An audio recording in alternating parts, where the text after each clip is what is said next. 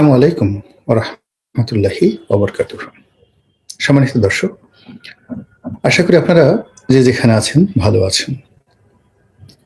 অন্তরের অন্তঃস্থল থেকে আপনাদের জন্য দোয়া করছি।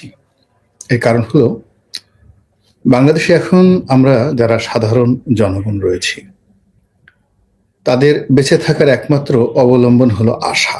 অর্থাৎ দুনিয়াতে যদি আপনি বেঁচে থাকতে চান, আপনার হৃদয় ভরা আশা থাকতে হবে। আপনি যদি হতাশ হয়ে পড়েন, তাহলে আপনি ১ সেকেন্ডও এই সমাজে টিকতে পারবেন না। তো আল্লাহ রাব্বুল আলামিন যেন আপনাদের হৃদয়ে সবার হৃদয়ে আশার সঞ্চার করে দেন, এই দোয়া করছি।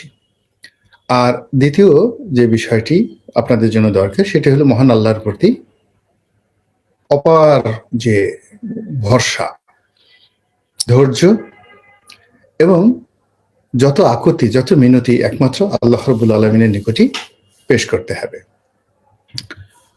একটি রাষ্ট্র, একটি দেশ যেভাবে চলে দৃশ্যমান, সেটা ইসলামী হুকুমত বলেন, খ্রিস্টান বলেন বা ওয়েস্টার্ন কান্ট্রি বলেন, রাষ্ট্রের যে অঙ্গ প্রতিষ্ঠানগুলো থাকে, অর্গানগুলো থাকে, সেগুলোর প্রতি যে ধরনের ভরসা থাকে মানুষের, সেই ভরসাটা আমরা এখন পাচ্ছি না।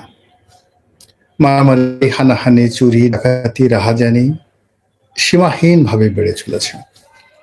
গাজীপুরে যে ঘটনা ঘটলো বা আজকে যে ঘটনাগুলো ঘটছে, তার আগে নারায়ণগঞ্জে যে ঘটনা ঘটলো, সারা বাংলাদেশে যে ঘটনাগুলো ঘটে চলেছে, এগুলোকে আপনি অরাজকতা যদি বলেন, খুব ছোট করে বলা হবে।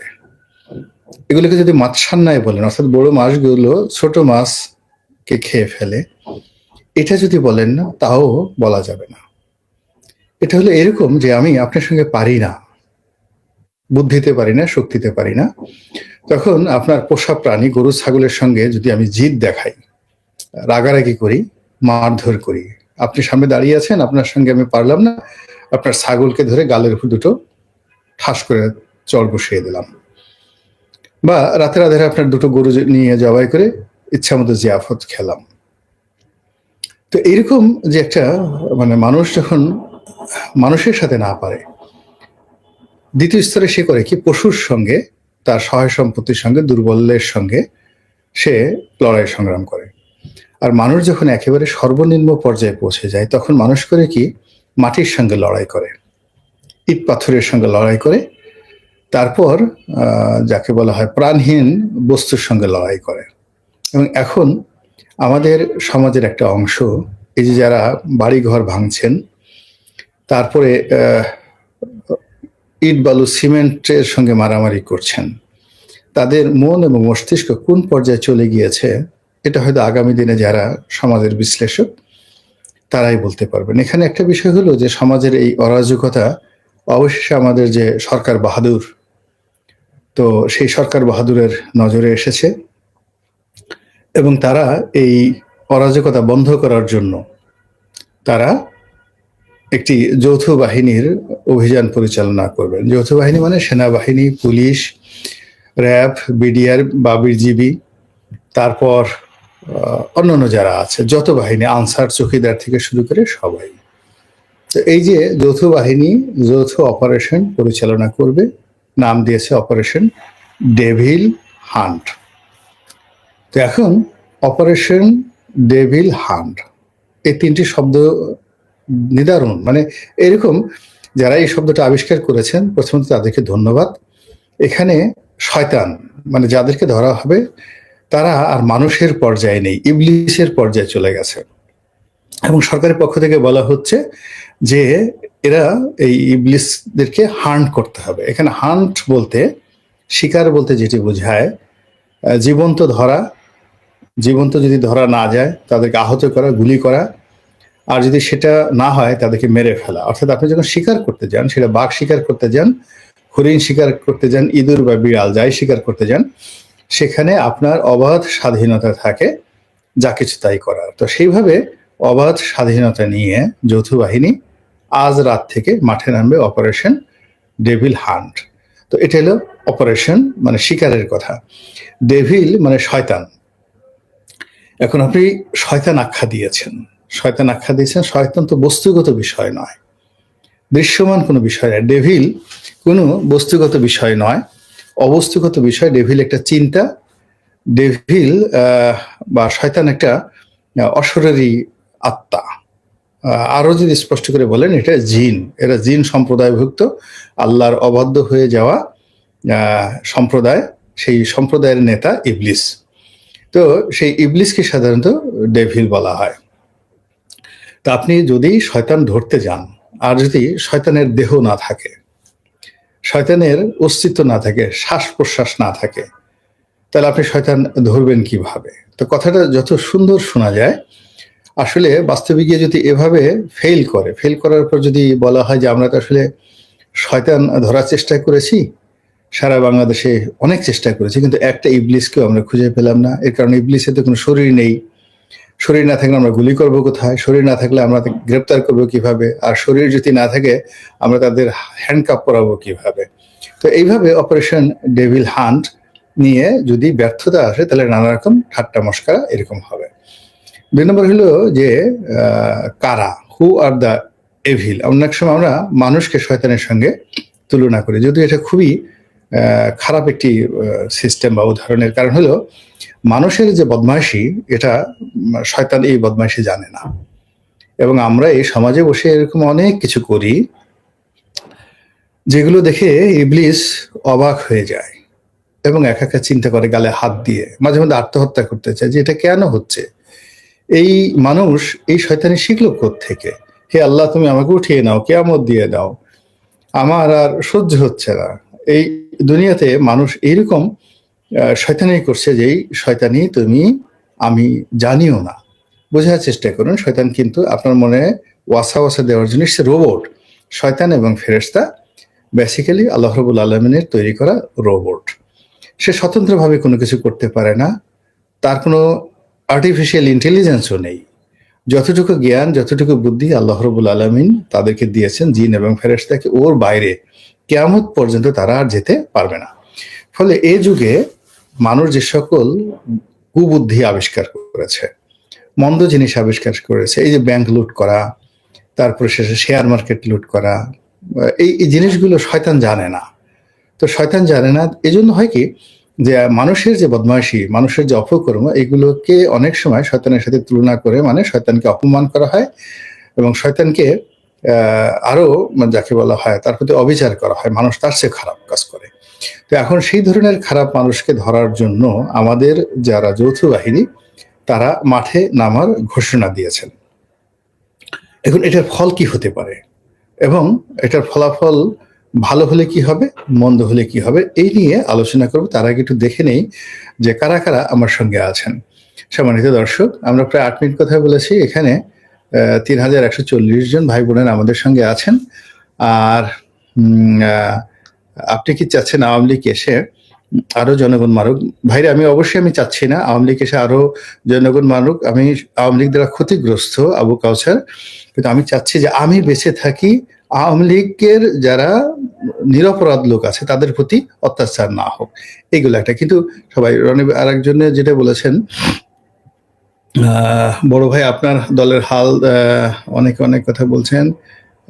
আমি শুধুমাত্র যেগুলো দেখছি যে কোন চৌম্বক, সেটা 25শে মার্চের সার্চ লাইটের মতো হবে ভাই, একজনে বলছেন 1971 সালের 25শে মার্চের সার্চ লাইটের মতো হবে। স্যার শিরোনামটা ফ্যাকাশে হয়েছে। তারপরে হলো আপনি কি চাচ্ছেন, তারপরে ভাই এটা হচ্ছে স্বাধীনতার হাল। আচ্ছা বাজি, আসল কথা বলেন। আচ্ছা শাহ আলম, আসল কথা বলবো, সাহস করে সত্য উঠিয়ে ধরেন, না হয় ইতিহাস ক্ষমা করবে না। ভাইরে, আমি এই যে যতটুকু মানুষ এই ক্ষুদ্র শহরে এক পেশে একা একা বসে বসে এই যতটুকু ইতিহাস চর্চা করছি, দোয়া করবেন। আমি চেষ্টা করছি ভাই, সবকিছু করছি। তারপরে একজন বলছেন, দেলোয়ার ভূঁইয়া, রনি ভাই আমি আপনাকে চিনি 2009 সাল থেকে, কিন্তু এখনো আপনাকে বুঝতে পারলাম না আপনি কোন মতবাদের লোক, আপনি খারাপ না ভালো, হয়তো আমার জ্ঞানের সীমাবদ্ধ। দেলোয়ার হোসেন ভাই, দেলোয়ার ভূঁইয়া, আপনি 2009 সাল থেকে আমাকে চিনেন। কিভাবে চিনেন? আপনি তো কাছাকাছি এসে আমাকে কখনো চিনেননি। আমি আসলে কোনো দলের সেবাদাস নই। আগে যখন আওয়ামী লীগ করতাম, আওয়ামী লীগের সেবাদাস নই। এখন বিএনপি করি, বিএনপির সেবাদাস নই। ভালো যেটা, ভালোকে ভালো বলি, মন্দকে মন্দ বলি। এবং সবসময় জনগণের পক্ষে, ন্যায়ের পক্ষে। এবং এই কাজ করতে গিয়ে এমপি হওয়ার দরকার নাই, মন্ত্রী হওয়ার দরকার নাই, স্বার্থ দরকার নাই, ব্যবসা বাণিজ্য কোনো কিছু করার দরকার নাই।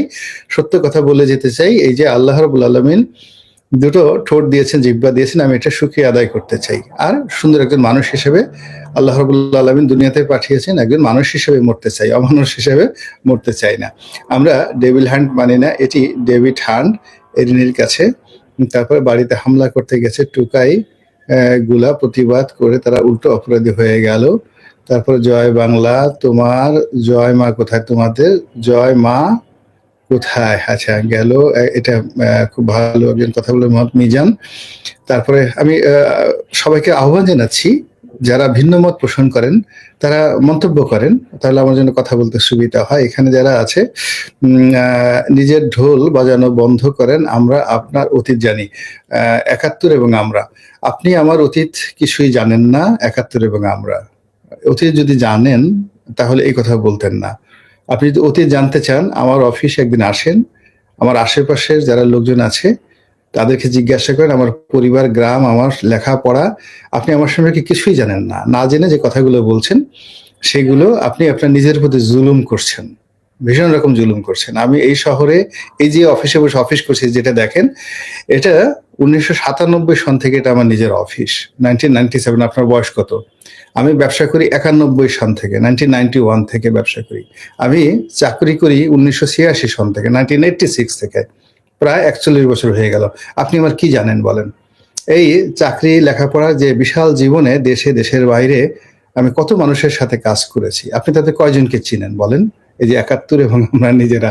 তো যাই হোক, সমন্বয়কদের বিরুদ্ধে আর যারা আছে ধানমন্ডি শহরে সারা দেশ ব্যাপী বাড়িঘর হামলা অগ্নিসংযোগ করলো ছাত্র জনতা, আমরা গাজীপুরের ছাত্র জনতা। যাক, এইভাবে আরো অনেক মন্তব্য। এখন আসল প্রসঙ্গে আসে। আপনাদের মনে আছে যে এই ধরনের যে অপারেশনগুলো হয়, যৌথ বাহিনীর যে অপারেশনগুলো হয়, এগুলো শেষ পর্যন্ত কোনো কেন্দ্রীয় কমান্ড থাকে না। অর্থাৎ এই যে যৌথ বাহিনী মাঠে নেমে গিয়েছে, ধরুন উপজেলা পর্যায়ে একজন মেজর দায়িত্বে থাকবেন, জেলা পর্যায়ে হয়তো একজন লেফটেন্যান্ট কর্নেল থাকবেন, এরপরে একজন ব্রিগেড কমান্ডার সেই বিভাগ নিয়ন্ত্রণ করবেন। এইভাবে সাধারণত হয়, এবং সেই ব্রিগেড কমান্ডারকে আবার GOC, general officer commanding, major জেনারেলের অধীনে তারা নিয়ন্ত্রণ করবেন। তো এই নিয়ন্ত্রণটি সাধারণত কাগজে কলমে হয়, কিন্তু যখন অপারেশন চলে তখন এই জিনিসগুলো হয় না। আমাদের দেশে বেশ কয়েকটি অপারেশন হয়েছে, যেমন অপারেশন সার্চ লাইট 1971 সনের মার্চ মাসের 25 তারিখে, যে নির্মমতার কারণে বাংলাদেশে মুক্তিযুদ্ধ অনিবার্য হয়ে পড়েছিল। এবং পাকিস্তান সেনাবাহিনী যদি সেই রাতে সেই নির্মমতা না দেখাতো, তাহলে এই যে 26শে মার্চের মতো ঘটনা হয়তো আরো পরে ঘটতো। এই গেল এক। দ্বিতীয়ত হলো যে বঙ্গবন্ধুর জামানাতে তার নিজের দলের যে যারা লোকজন, মুক্তিযোদ্ধার নামধারী ভুয়া মুক্তিযোদ্ধা, আওয়ামী লীগের লোকদের অত্যাচার, যুবলোকদের অত্যাচার, জাসদের অত্যাচার, সিরাজ শিকদারের সর্বহারা পার্টির অত্যাচার, এরকম আরো অনেক, অন্তত 100টি আন্ডারওয়ার্ল্ড, মানে আন্ডার যাকে বলে ওয়ার্ল্ডের গ্যাং পার্টি ছিল এই সময়টাতে। তো এদের অত্যাচারে সারা বাংলাদেশ একেবারে তখন রীতিমতো জাহান্নাম হয়ে গিয়েছিল। তো এইগুলো দমন করার জন্য তখন রক্ষী বাহিনীকে নামানো হয়েছিল। অপারেশন কোনো নাম না দিয়ে রক্ষী বাহিনীকে নামানো হয়েছিল। তো সেই রক্ষী বাহিনীর যে অত্যাচার, 99% অত্যাচার হয়েছিল কিন্তু আওয়ামী লীগের উপর, যুবলীগের উপর, এবং আওয়ামী লীগের জেলা পর্যায়ের বড় বড় নেতা, সেই প্রেসিডেন্ট, সেক্রেটারি, তাদেরকে ধরে রক্ষী বাহিনীর যারা লোকজন বেদম প্রহার করেছিল, মানে অস্বাভাবিক প্রহার মেরে ফেলেছিল অসংখ্য, এবং আওয়ামী লীগের বলতে গেলে কোমর ভেঙে দিয়েছে সেই রক্ষী বাহিনীর অত্যাচার। জাসদ বা অন্যান্য যারা প্রতিপক্ষ আছে তারা ঠিকই গা ঢাকা দিয়েছিল, কিন্তু আওয়ামী লীগের যে সকল লোক চাঁদাবাজি করতো, মদ খেত, অন্যান্য মন্দ কাজ করতো, টিন চুরি করতো, কম্বল চুরি করতো, তাদেরকে এই সেনাবাহিনী ধরলো। এবং এটা কোনো অবস্থাতেই বঙ্গবন্ধু যেমন নিয়ন্ত্রণ করতে পারেননি, সেনাবাহিনীর কেন্দ্রীয় কমান্ড দ্বারা নিয়ন্ত্রণ করা যায়নি। এর কারণ হলো প্রতিটি এলাকাতে গিয়ে যখন জনগণের মুখে সেনা কর্মকর্তারা নির্যাতনের কাহিনী তারা শুনতো, তখন আর তারা তাদের যে যাকে বলে স্বাভাবিক ক্রোধ, এটাকে দলীয় দলদাসের মতো তারা নিজেকে নিয়ন্ত্রণ করতে পারতো না। তো একই অবস্থা হয়েছিল কিন্তু অপারেশন ক্লিন হার্ট, যেটি বেগম খালেদা জিয়া 1991 সালে ক্ষমতা আসার পরে এটি করেছিলেন। তখনও অল অন এ সাডেন ঠিক এখনকার মতো একটি অবস্থা হয়েছিল। সারা বাংলাদেশে বিএনপি নেতাকর্মীদের যে জুলুম, অত্যাচার, বিভিন্ন রকম সন্ত্রাসী বাহিনী, যেমন ধরুন পিচ্চি হান্নান, তারপর শেষে ডেভিড, পিচ্চি হান্নান, ডেভিড, মুরগি মিলন থেকে শুরু করে আরো অনেক কিছু, মানে একটা বিরাট একটা সন্ত্রাসী বাহিনী, এবং তাদের বিরুদ্ধে যখন সেনাবাহিনী অপারেশন নামলো, অপারেশন ক্লিন হার্ট করে বিএনপি সুফল পেয়েছিল, দলীয় সরকার ক্ষমতায় থেকেছিল, কিন্তু বিএনপির যে আন্ডারওয়ার্ল্ডে একটা গুরুত্ব ছিল, তারপর শেষে রাজপথে একটা গুরুত্ব ছিল, কারণ এইগুলো গুন্ডামি বদমাশি করলেও বিএনপি রাজনীতিটিকে রাজপথে তারা টিকে রেখেছিল অস্ত্রের ঝনঝনানি দ্বারা। এটার একেবারে পুরোপুরি কোমর ভেঙে দেওয়া হয়। এরপর যৌথ বাহিনী আবার অপারেশন পরিচালনা করে, ওটা কোনো নাম হয়নি 111-এর সময়। তো 111-এর সময় মূলত তখনও যৌথ বাহিনীটা চালিয়েছিল দুর্নীতি দমন কমিশন, সেনাবাহিনী, আয়কর বিভাগ মানে জাতীয় রাজস্ব বোর্ড, এরা সবাই মিলে একটা অপারেশন চালিয়েছিল, এবং সেই অপারেশনটা প্রান্তিক লেভেলে ভাঙচুর থেকে শুরু করে হাট বাজার মানে তস নস করে পুরো অর্থনীতিকে মিনিমাম 10 থেকে 15 বছর পিছিয়ে দিয়েছিল। আর এখন মাঠের যে বাস্তব অবস্থা, মাঠের বাস্তব অবস্থা হলো যে বেশিরভাগ জেলাতে, জেলার এসপি এবং ডিসি, যেখানে জামাতের আমির আছে, বা সেখানে জেলার এসপি, ডিসি জেলা পর্যায়ে সাধারণত জামাতের কথাবার্তা শুনছে। এরপর ঢাকাতে যেটি হচ্ছে, ঢাকাতে কোর্ট কাছারি অফিস আদালত প্রায় সব জায়গাতে কিন্তু জামাতের লোকজনের আধিপত্য অনেক অনেক বেশি। কিন্তু মাঠ ঘাট থেকে শুরু করে সব জায়গাতে কিন্তু যারা চাঁদাবাজির সঙ্গে জড়িত, যারা অন্যায় অনিয়মের সাথে জড়িত, এদের একটা বিরাট অংশের বদনাম কিন্তু বিএনপির ঘাড়ে চলে এসেছে। এটি হলো বাস্তবতা।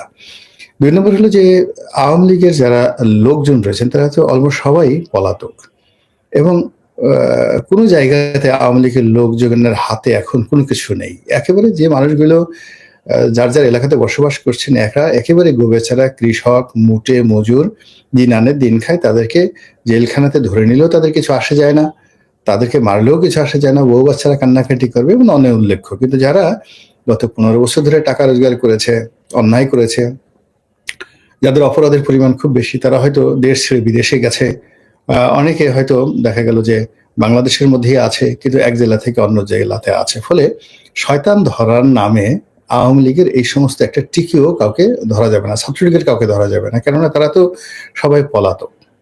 তাহলে শয়তানটা কে?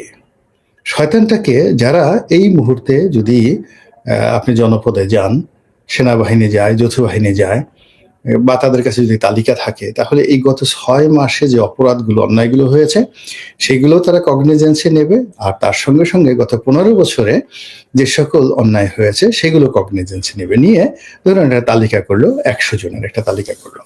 তো 100 জনের মধ্যে আওয়ামী লীগ, ছাত্রলীগের ধরুন 70 জন আছে। এখন 70 জনের তো 70 জনই পলাতক। তো তাদেরকে তো আপনি ওইভাবে পাবেন না। তাদের বউ বাচ্চাকে ধরতে পারবেন, তাদের বাড়িতে আপনি তল্লাশি চালাতে পারবেন, আরো অনেক কিছু, কিন্তু তাদেরকে আপনি পাবেন না। বাকি 30 জন যারা আছে, সেই 30 জনের মধ্যে কোথাও আপনি ছাত্র জনতার নামধারী সমন্বয়কদের পাবেন, কোথাও ছাত্র দলের লোক পাবেন, যুব দলের লোক পাবেন, বিএনপির লোক পাবেন, কোথাও জামাতের লোক পাবেন, বাকি 30 জন লোক। তো এদের মধ্য থেকে একটা অংশকে যদি ধরা হয়, পিটানো হয়, জেলে নেওয়া হয়, মুহূর্তের মধ্যে পুরো বাংলাদেশের যে রাজনীতির মধ্যে একটা আতঙ্ক ছড়িয়ে পড়বে, নির্বাচন দুর্বিষহ এবং দুরূহ হয়ে পড়বে, এবং প্রতিটি রাজনৈতিক দল ইয়ানফসি বলা শুরু করে ফেলবে। এবং শুধু তাই নয়, যে এই চাঁদাবাজদের একটা সিন্ডিকেট থাকে, তারা নিজেরা খায় এবং ঊর্ধ্বতন নেতাদেরকে দেয়। তারা একা একা সাধারণত ধরনের চাঁদাবাজি হয় না। পরিবহন সেক্টর বলেন, এলাকা বলেন, যা কিছু বলেন, প্রতিটি চাঁদাবাজির একটা বিশাল সিন্ডিকেট রয়েছে। এখন সেই সিন্ডিকেট বাড়তে বাড়তে যখন কেন্দ্রীয় বড় কোনো নেতার নাম আসবে, এরকম কোনো রাজনৈতিক দলের যদি সেরকম বড় কোনো নেতা এই চাঁদাবাজ যাদেরকে ধরা হবে, অন্যায় যারা করেছে গত 7-8 মাসে তাদেরকে ধরা হবে, তাদের সঙ্গে যদি স্বীকারোক্তিতে তাদের নাম চলে আসে, এবং এটা আসবেই। এবং আর্মির যে পিটুনি, ও মাই গড, আর্মির পিটুনি তো আপনারা দেখেছেন, এই পিটুনির কোনো হয় না। ও আব্বার নাম ভুলে যাবে এবং সব কথা বলে দিবে। তো বলে দিতে গিয়ে সে যদি বলে যে অমুককে আমি টাকা দিয়েছি, এমনকি আওয়ামী লীগের কোনো লোক যদি ধরা পড়ে, সে যদি স্থানীয় অন্য কোনো পান্ডাকে বা বিএনপির লোককে বা জামাতের লোককে কোনো টাকা দিয়ে থাকে, সুযোগ দিয়ে থাকে, সেই কথাও কিন্তু সে বলে দেবে। এবং সে বলে দেওয়ার পরে যৌথ বাহিনী যখন সেই বড় নেতাদেরকে গ্রেপ্তার করবে, তখন বুঝতে পারেন যে এই পরিবেশ এবং পরিস্থিতি কোন পর্যায়ে চলে যাবে। সেক্ষেত্রে যদি ইতিবাচক ধরি, মানে সবকিছুই একেবারে রিয়েলি হান্ট হলো, মানে শয়তান ধরলো। তো শয়তান ধরার কর্মটি যদি শতভাগ সুন্দরভাবে হয়, সেক্ষেত্রে ডক্টর মোহাম্মদ ইউনূসের যে ক্ষমতা, এটি নিষ্কণ্টক হবে এবং তার কি টিকে টিকে স্পর্শ করতে পারবে না। এবং তিনি এই যে এখন আমরা যারা নির্বাচন নিয়ে কথা বলছি, দ্রুত নির্বাচনের কথা বলছি, এই নামটি আগামী 1-2 বছরের মধ্যে উচ্চারণ করার মতো লোক পাবে না। তিনি যেভাবে চালাবেন ওইভাবেই দেশ চলবে, যদি এই অপারেশনটা সফল হয়। কিন্তু আল্লাহ না করুক যদি এই অপারেশনটি এই গত 6 মাসের আরো অনেক অপারেশনের মতো ব্যর্থ হয়, তাহলে যে অরাজকতা, সেই অরাজকতাটা যে কি পরিমাণ বাড়বে এবং দুর্বলের উপর সবলের অত্যাচার যে কি পরিমাণ বাড়বে, এটি কল্পনাই করা যাচ্ছে না। এটা বাংলাদেশে একটা নতুন নজির তৈরি করবে। এবং সঙ্গে সঙ্গে আমাদের যে বাহিনীগুলো, এমনিতে পুলিশ বাহিনী নিয়ে এখন মানুষের মধ্যে কোনো রকম ভীতি নেই। তারপরে সেটা থানা পুলিশকে বা ট্রাফিক পুলিশকে কেউ পাত্তাই দিতে চায় না, যে যার মতো করে পারে সেখানে থানা পুলিশের সঙ্গে দ্বন্দ্ব ফ্যাসাদে জড়িয়ে পড়ছে। তার সঙ্গে সঙ্গে অনেক জায়গায় দেখলাম যে সেনাবাহিনীকেও পাত্তা দেওয়া হয় না। সেনাবাহিনী খুব সংযত আচরণ করছে ঠিকই, কিন্তু তারা যেহেতু ডাইরেক্ট কোনো অপারেশনে যাচ্ছেন না, এই জন্য অনেকে দেখা যাচ্ছে যে সেনাবাহিনীর সদস্যদের সঙ্গেও বাকবিতণ্ডায় জড়িয়ে পড়ছেন। তো এই যে অপারেশনটি যদি সেনাবাহিনীর নেতৃত্বে পরিচালিত অবশ্যই হচ্ছে, এবং সেখানে তাদের ম্যাজিস্ট্রেটি পাওয়ার থেকে শুরু করে সবকিছু থাকা সত্ত্বেও এটা দিন শেষে একটি অশ্বডিম্ব প্রসব করে, তাহলে এই বাহিনীগুলোই আগামীতে যাকে বলা হয় প্রশ্নের মুখোমুখি হবে। আর সেই অবস্থাতে পার্শ্ববর্তী দেশ আওয়ামী লীগ কি সুযোগ নিতে পারে, পাকিস্তান কি সুযোগ নিতে পারে, চায়না কি সুযোগ নিতে পারে, সেই ব্যাপারে সংক্ষিপ্ত আলোচনা করে আজকের এই বক্তব্য শেষ করবো। কিন্তু তার আগে আবার একটু দেখে আসি যে কারা কারা আছেন। সম্মানিত দর্শক, প্রায় 22 মিনিট কথা বলেছি। অনেকে আছেন, 5794 জন ভাই বোনেরা আমাদের সঙ্গে আছেন। আওয়ামী লীগ অভিভাবক খুঁজতে কিন্তু পাচ্ছে না। আমার মনে হয় সমন্বয়ক সবাই ভয় পেয়েছে, আওয়ামী লীগ এখন রাজপথে নেই, এখন যা পাইছে কথা। তারপরে চুরি ডাকাতি করার স্বাধীনতা চাই। আপনার মতো পলিটিশিয়ান জামায়াত ইসলামীর দরকার। জামায়াত ইসলামীতে আমার মতো পলিটিশিয়ান দরকার নাই রে ভাই। জামায়াত ইসলামী যারা করে তারা বাইবন শিবির হিসেবে করে। আমরা যারা, আমি তো মনে করি যে আমার মস্তিষ্কে সেই আওয়ামী লীগের রাজনীতি যেটা এদের শুরু, সেখান থেকে আওয়ামী লীগের সঙ্গে বনিবনা হয় নাই, লিবারেল একটি পার্টি বিএনপিতে আছি, এখন সে বিএনপিতে কুলহারা রমণীর মতো, যার জন্য এটা হবে না। একজনে বলছে বোকাচোদা, বোকাচোদা ভালো খলিল, মনের দুঃখ, এই যে ভদ্রলোক বলছেন বোকাচোদা, খুব ভালো লাগলো। এই কারণে আপনার অনেক রাগ এবং অনেক ক্রোধ, এবং আপনি মানসিকভাবে যে কোনো অবস্থায় ভালো নেই। আপনার হয়তো চাকরি নেই, পেট খারাপ, শরীর খারাপ, আপনি শরীরের যত্ন নেন, এবং দরকার হলে আমাকে আরো 10টা গালি দেন। গালি দেওয়ার পরেও আপনার যদি একটু ভালো লাগে মিস্টার খলিল, আমি ভালো লাগবে। তারপরে শেষে হলো রাজাকার মুক্ত বাংলাদেশ চাই, ডেভিল হ্যান্ড আর একটা আছে, গালি দিচ্ছে একজন, ওইটা উচ্চারণ করতে পারবো না। এরপর ভাই আপনার জন্য দোয়া, আপনার আদর্শ আছে ভাই, দেশটাকে বাঁচান, আপনি সঠিক বলেছেন। আমি একজন মালয়েশিয়া প্রবাসী, এখনো এমআরআইটি পাসপোর্ট দিন, তাই 6 মাস হলো রেনিউ করতে দিয়েছি। এই যে একজন প্রবাসী ভাই বলেছেন, আমি একজন মালয়েশিয়া প্রবাসী, এখনো এমআরটি পাসপোর্ট পাইনি, মেশিন রিডেবল পাসপোর্ট পাইনি, 6 মাস হলো রিনিউ করতে দিয়েছি। তো এই হলো বাস্তব অবস্থা। যাই হোক, অনেকক্ষণ হয়ে গেছে, প্রায় 24 মিনিট, আর বেশি কথা বলবো না। সবার আগে যেটা বলতে চাই, যদি আমরা সফল হই আলহামদুলিল্লাহ, আর যদি ব্যর্থ হই তাহলে প্রতিবেশী রাষ্ট্র আমাদেরকে নিয়ে যে অপপ্রচার যেটা করছে সেটা বাড়তে থাকবে। এবং এখানে আমাদের অভ্যন্তরীণ রাজনীতিতে নাক গলানোর সুযোগ পাবে এবং তারা আওয়ামী লীগের মতো একটি দলকে তাদের হাতিয়ার হিসেবে অতীতে যেভাবে ব্যবহার করেছে তার সাথে আরো নিকৃষ্টভাবে যদি ব্যবহার করার জন্য আমাদের সীমান্তে অপতৎপরতা চালায়, তখন আমরা নিজেদের কপালে নিজেরা থাপ্পড় মেরে অথবা আত্মহত্যা করা ছাড়া আমাদের কোনো উপায় থাকবে না। এর কারণ হলো আমাদের জাতীয় ঐক্যের যে প্রতীক সেটা হলো সেনাবাহিনী। আমাদের আইন শৃঙ্খলা রক্ষার যে হাতিয়ার সেটা হলো আমাদের পুলিশ বাহিনী। তো এই যে বিভিন্ন অরাজকতার মাধ্যমে আমরা যেভাবে দেশে একটা অস্থিতিশীল পরিবেশ তৈরি করছি এবং এই পরিবেশ পরিস্থিতি নিয়ন্ত্রণ করার জন্য আবার এই যে বিভিন্ন বাহিনী যে যৌথ অভিযানের নামে যা কিছু করার চেষ্টা করছে, এটা যদি কোনো মতে সফল না হয় তাহলে এই বাহিনীগুলোর অস্তিত্বই থাকবে না। এরা বেতন ভাতা পাবে কোত্থেকে? এবং এখন আমরা যারা সাধারণ মানুষ, এদের মধ্যে যারা ভিক্ষুক তারা ভিক্ষা করবে, যারা চোর চুরি করবে, ডাকাতি করবে, যারা ব্যবসা বাণিজ্য করে তারা টুকটাক তারা চলতে পারবে। কিন্তু এই যে সরকারি কর্মকর্তা কর্মচারী যারা আছে 20 লাখ লোক, এরা যদি এদেরকে 3 মাসের বেতন না দেন, আপনি দেখবেন যে মুহূর্তের মধ্যে তারা না খেয়ে মরে যাবে।